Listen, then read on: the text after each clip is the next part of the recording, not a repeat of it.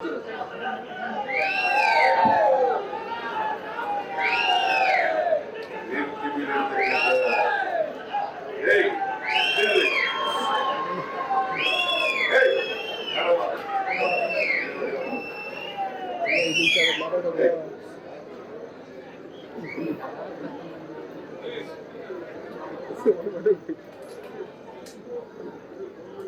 ಮೇಲೆ ಇರ್ತಕ್ಕಂಥ ಎಲ್ಲ ಆಹ್ವಾನಿತ ಗಣ್ಯರೇ, ಇಲ್ಲಿ ಆಗಮಿಸಿರ್ತಕ್ಕಂಥ ಎಲ್ಲ ಆತ್ಮೀಯ ಸೋದರ ಸೋದರಿಯರೇ,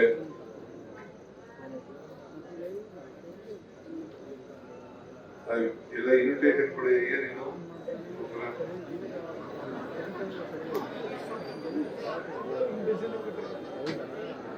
ಜನಸ್ಪಂದನ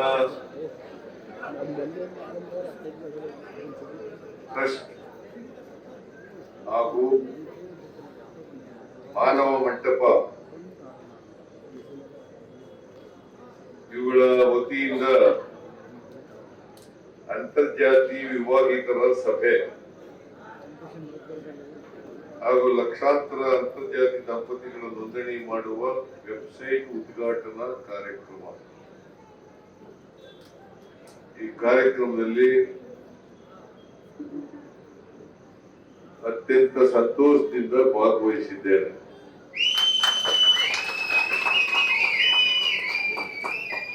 ಎಲ್ಲ ಅಂತರ್ಜಾತಿ ವಿವಾಹ ಆಗಿರ್ತಕ್ಕಂಥ ಎಲ್ಲ ಸೋದರ ಸೋದರಿಯರಿಗೆ ಧನ್ಯವಾದಗಳನ್ನ ಈ ಸಂದರ್ಭದಲ್ಲಿ ಹೇಳಲಿಕ್ಕೆ ಬಯಸ್ತಾ ಇದ್ದೇನೆ. ನನಗೆ ಇನ್ನೊಂದು ಕಾರ್ಯಕ್ರಮ ಇರೋದ್ರಿಂದ ಹೆಚ್ಚು ಹೊತ್ತು ನಿಮ್ ಜೊತೆ ಇರ್ಲಿಕ್ಕೆ ಸಾಧ್ಯ ಆಗ್ತಾ ಇಲ್ಲ.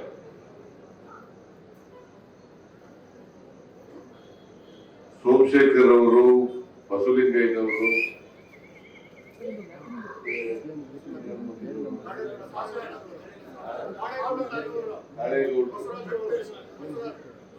ಬಸವರಾಜ್ ಎಲ್ಲರೂ ಬಂದು 5 ನಿಮಿಷ ನಮ್ಮ ಕಾರ್ಯಕ್ರಮಕ್ಕೆ ಬರಬೇಕು ಅಂತ ಹೇಳಿ ಒತ್ತಾಯ ಮಾಡಿದ್ರು. ನನಗೆ ಇವತ್ತು 2 ಕಡೆ ಸಂತ್ರಸ್ತರನ್ನ ಭೇಟಿ ಕೊಡ್ತಕ್ಕಂಥ ಕಾರ್ಯಕ್ರಮ ಇತ್ತು. ನಾನು ಬೆಂಗಳೂರಿನಿಂದ ಮೈಸೂರು ಬರದೆ ವಿಳಂಬ ಆಯ್ತು. ಹಾಗಾಗಿ ನಿಮ್ ಕಾರ್ಯಕ್ರಮಕ್ಕೂ ಕೂಡ ಬರ್ಲಿಕ್ಕೆ ವಿಳಂಬ ಆಯ್ತು. ಜೊತೆಗೆ ಹೆಚ್ಚು ಹೊತ್ತು ಈ ಕಾರ್ಯಕ್ರಮದಲ್ಲಿ ಭಾಗವಹಿಸಲಿಕ್ಕೆ ಕೂಡ ಸಾಧ್ಯ ಆಗ್ತಾ ಇಲ್ಲ. ನೀವು ಅಂತರ್ಜಾತಿ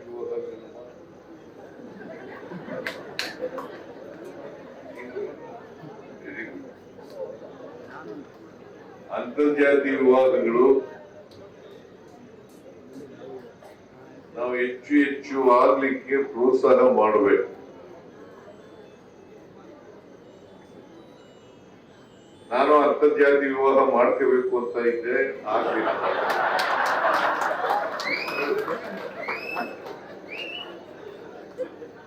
ಹುಡುಗಿನೇ ಒಪ್ಪಿಲ್ಲ, ಆಗಲ್ಲ.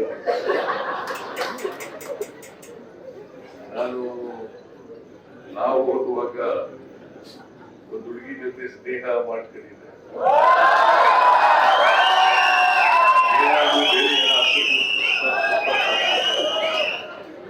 ಏನಾಯ್ತು, ಮದುವೆ ಮಾಡ್ಕೋಬೇಕು ಅಂತ ಅನ್ಕೊಂಡಿದ್ದೆ.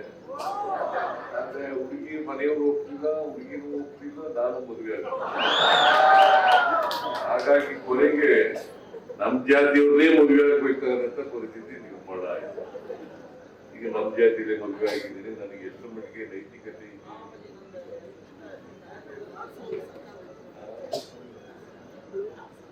ನನ್ನ ಸಂಪೂರ್ಣ ಬೆಂಬಲ ಅಂತರ್ಜಾತಿ ಮದುವೆಗಳಿಗೆ ಇದೆ. ಜೊತೆಗೆ ಅದಕ್ಕೆ ಬೇಕಾದಂತ ಎಲ್ಲ ಸಹಕಾರವನ್ನು ಕೂಡ ಕೊಡ್ತೇವೆ. ಜೊತೆಗೆ ನಮ್ಮ ಸರ್ಕಾರ ಅಂತರ್ಜಾತಿ ಮದುವೆ ಆದವರಿಗೆ ಎಲ್ಲ ರೀತಿಯ ಸಹಾಯವನ್ನ, ಸಹಕಾರವನ್ನ ಕೊಡ್ತೇವೆ ಅಂತಕ್ಕಂಥ ಮಾತುಗಳನ್ನ ಹೇಳಲಿಕ್ಕೆ ಬಯಸ್ತೇನೆ. ಯಾಕೆ ನಮ್ಮ ಸಮಾಜದಲ್ಲಿ ಜಾತಿ ವ್ಯವಸ್ಥೆ ಇದೆ. ಜಾತಿ ವ್ಯವಸ್ಥೆ ಹೋಗ್ಬೇಕಂದ್ರೆ ನಮ್ಮ ಜಾತಿ ವ್ಯವಸ್ಥೆ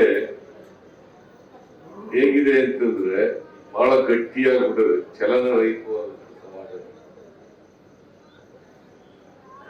ಯಾವ ಸಮಾಜಕ್ಕೆ ಆರ್ಥಿಕ ಸಾಮಾಜಿಕ ಚಟುವಟಿಕೆಗಳಿರಲ್ಲ ಅಂತ ಸಮಾಜದಲ್ಲಿ ಚಲನೆ ಕಡಿಮೆ ಇತ್ತು, ಚಲನೆ ಇರಲಿಲ್ಲ. ಹಾಗಾಗಿ ಅನೇಕ ಜನ ಸುಧಾರಕರು ಸಮಾಜ ಮಾಡಬೇಕು ಅಂತೇಳಿ ಪ್ರಯತ್ನಗಳನ್ನ ಪಟ್ಟಿದ್ರು ಕೂಡ ಅದು ಸಂಪೂರ್ಣ ಯಶಸ್ವಿ ಆಗಿಲ್ಲ ಅಂತಕ್ಕಂಥ ಚಿತ್ರವನ್ನು ನಾವು ಇವತ್ತು ಸಮಾಜದಲ್ಲಿ ಕಾಣ್ತಕ್ಕಂಥದನ್ನ ನೋಡ್ತೇವೆ. ಬಸವಣ್ಣವ್ರ ಕಾಲದಿಂದ ಬುದ್ಧನ ಕಾಲದಿಂದ ಇವೆಲ್ಲ ನಡೀತಿದೆ.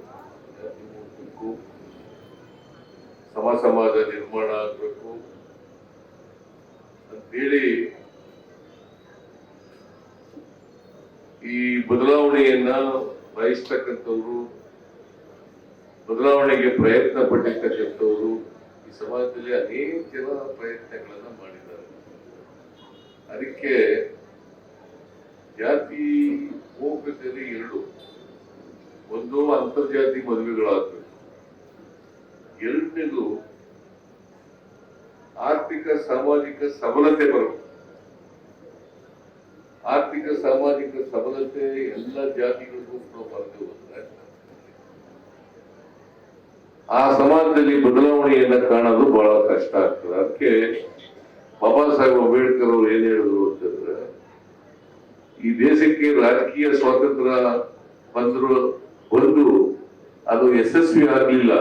ಯಾಕಾಗ್ಲಿಲ್ಲ ಅಂತಂದ್ರೆ ಆರ್ಥಿಕ ಸಾಮಾಜಿಕ ಸ್ವಾತಂತ್ರ್ಯ ಎಲ್ಲಿವರೆಗೆ ಎಲ್ರಿಗೂ ಸಿಕ್ಕದಲ್ಲ ಅಲ್ಲಿವರೆಗೆ ರಾಜಕೀಯ ಸ್ವಾತಂತ್ರ್ಯ ಯಶಸ್ಸನ್ನ ಕಾಣಲಿಕ್ಕೆ ಸಾಧ್ಯ ಇಲ್ಲ. ಈಗ ಇವರು ಆರ್ಥಿಕವಾಗಿ ಇವರು ಓದಿರೋದ್ರಿಂದ ಅಂತರ್ಜಾತಿ ಮದುವೆ ಆಗಿದ್ದಾರೆ, ಸಾಮಾಜಿಕ ಶಕ್ತಿ ಬಂದಿದೆ. ಆ ಸಾಮಾಜಿಕ ಶಕ್ತಿ ಬಂದಿರೋದ್ರಿಂದ MA PhD ಮಾಡಿರೋದ್ರಿಂದ ಅವ್ರು ಮದುವೆ ಆಗಿದೆ.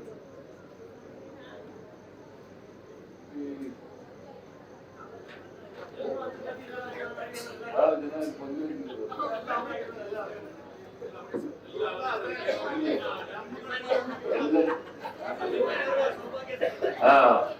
ಅವರು ಡಾಕ್ಟ್ರು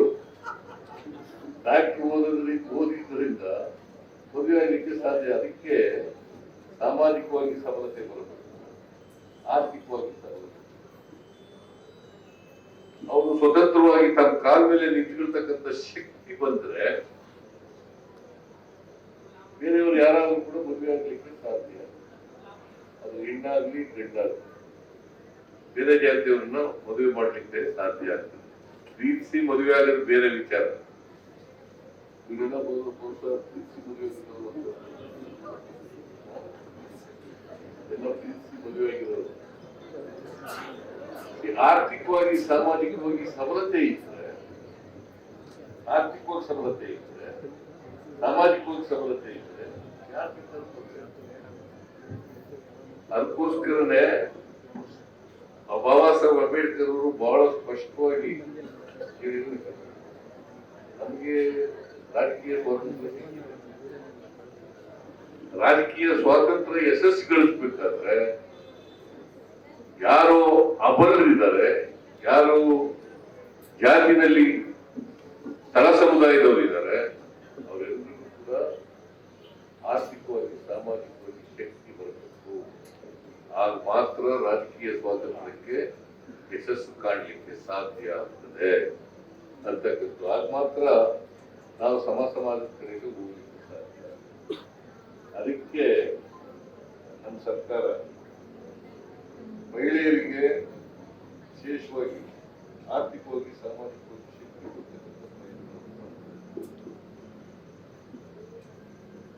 ಆರ್ಥಿಕವಾಗಿ ಸಾಮಾಜಿಕವಾಗಿ ಶಕ್ತಿ ಇಲ್ಲದೆ ಹೋದ್ರೆ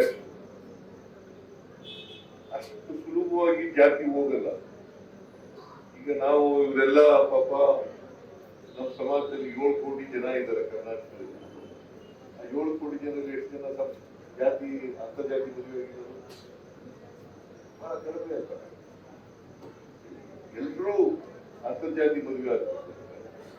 ಒಂದು ವಿದ್ಯಾವಂತರಾಗಿ ತಮ್ಮ ಸ್ವಂತ ಕಾಲ ಮೇಲೆ ಸಿಕ್ಕಿ ಅವರು ಬದುಕಲಿಕ್ಕೆ ಸಾಧ್ಯ ಆಗ್ತಕ್ಕಂಥ ವ್ಯವಸ್ಥೆ. ಎಲ್ಲರಿಗೂ ಆರ್ಥಿಕವಾಗಿ ಸ್ವಾವಲಂಬಿಗಳಾಗಿ ಇದಾದಾಗ ಪುರುಷರಾಗಿ ಮಹಿಳೆಯರಾಗಿ ಅವ್ರಿಗೆ ಬದುಕಲಿಕ್ಕೆ ಸಾಧ್ಯ ಮದುವೆ ಮಾಡ್ತಾರೆ. ಮನುಷ್ಯ ನಾವು ಬಸವಣ್ಣವ್ರ ಅದಕ್ಕೆ ಬಹಳ ಹಿಂದೆನೆ ಹೇಳಿದ್ರು, ಇವನಾರವ ಇದು ಎನಿಸದಿರಯ್ಯ, ಇವ ನಮ್ಮವ ಎನಿಸಯ್ಯ.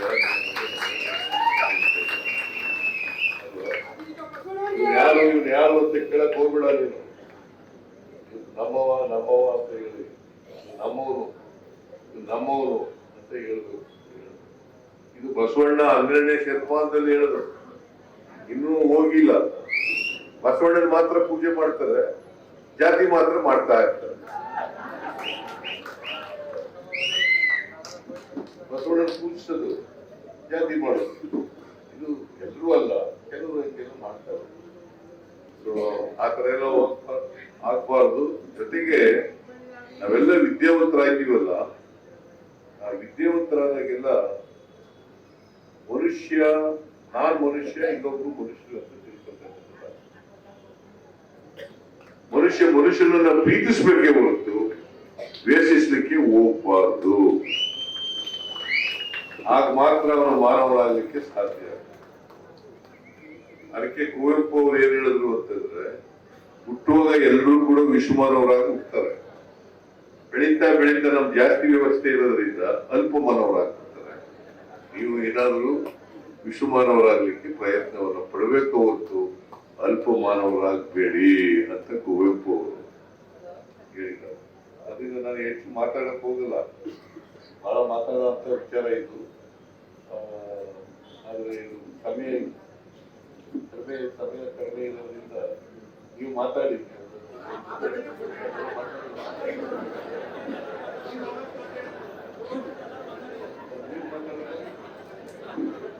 ಈಗ ಮಾತಾಡೋದಿಲ್ಲ ಮತ್ತೆ.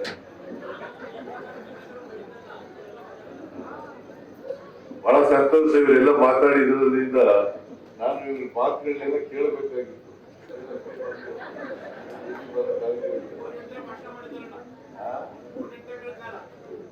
3 ಗಂಟೆಗಳ ಇವರು ಎಲ್ಲ ಹಿಂಗೆ ಕೂತಿದ್ರ.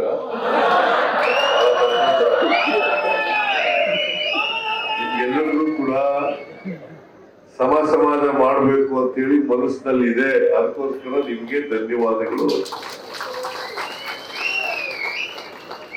ಇದನ್ನ ಹೇಳಿ ಎಲ್ಲ ಅಂತರ್ಜಾತಿ ವಿವಾಹ ಆಗಿರ್ತಕ್ಕಂಥ ಎಲ್ಲರಿಗೂ ಕೂಡ